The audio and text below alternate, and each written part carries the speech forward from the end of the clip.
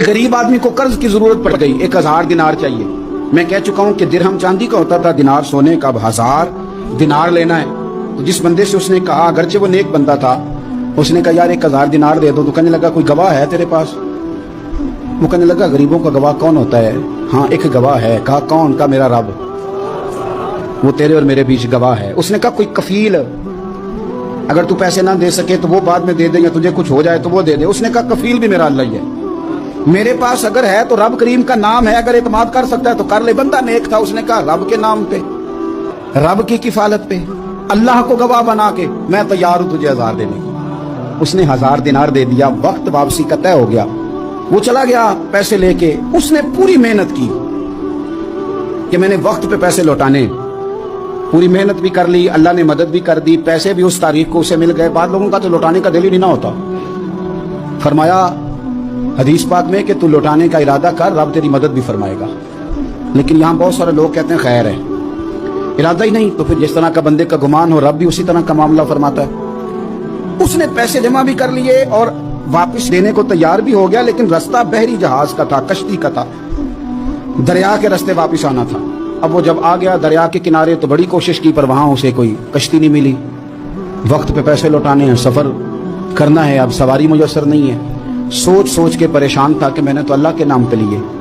अचानक दिल में एक तजवीज आई। उसने एक लकड़ी ली, लकड़ी को अंदर से खोला, 1000 दिनार उसमें भरा। बुखारी पढ़ रहा हूँ, और साथ एक खत भी लिखा कि यार मैं पैसे पहुंचाना चाहता था पर मुझे कोई चीज नहीं मिली दरिया के उस पार आने, अल्लाह के नाम पर तेरी तरफ रवाना कर रहा हूँ। और ये कह के वो लकड़ी दरिया में रख दी।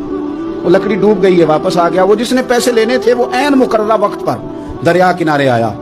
सुबह से सरे शाम तक उसने इंतजार किया। दिल ढलने लगा तो दिल में ख्याल आ गया कि यार नहीं, उसने देना ही नहीं, झूठा वादा कर गया, पहुंचा ही नहीं वक्त पे। अब जब वापस लौटने लगा तो अचानक दरिया में एक लकड़ी तैरती हुई दिखाई दी। कहने लगा ले जाता हूँ, शाम को रोटियां पकाने के काम आएगी, ईंधन बना के जला लूंगा, हंडिया पक जाएगी। लकड़ी उठा के जलाने के लिए घर लाया। गुमान था कि वो नहीं आया वादा करके, अल्लाह को कफील और वकील बना के और गवाह बना के फिर भी नहीं आया। लकड़ी लेके घर गया, बुखारी है, और जब उसको चीरा ना कि मैं इसकी आग जलाऊंगा, खोला तो अंदर से 1000 दिनार भी निकल आया, खत भी निकल आया। अब जरा समझना, उसके दिल में बात किसने डाली कि तू लकड़ी में पैसे डाल दे? अल्लाह ने। उस बंदे को मुकर्ररा वक्त पे किनारे भेजा किसने? लकड़ी सिर्फ उसी के हाथ आई तो ये बंदोबस्त किया किसने? अल्लाह ने। घर जाके चीरी तो पैसे बाहिफाजत उस तक पहुंचाए किसने? तो फिर हमें भी तवज्जो अल्लाह की जानिब भी करनी चाहिए। हमारे पे दिल की तवज्जो रब की तरफ ही होनी चाहिए ना। हमें इधर उधर जाने की, देखने की, बंदों पर गौर करने की जरूरत क्या है? वो पैसे पहुंच गए, ये वहां अपनी जगह पे परेशान था। इसने 1000 दिनार और जमा किया। फिर दोबारा एक दिन दरिया किनारे आया, कश्ती मिल गई। बैठ के अपने उस भाई के पास आया, कहने लगा देखना मुझ पर बदगुमान ना होना, पैसे उस तारीख को भी जमा कर लिए थे। दरिया पे आया था पर कश्ती नहीं मिली थी।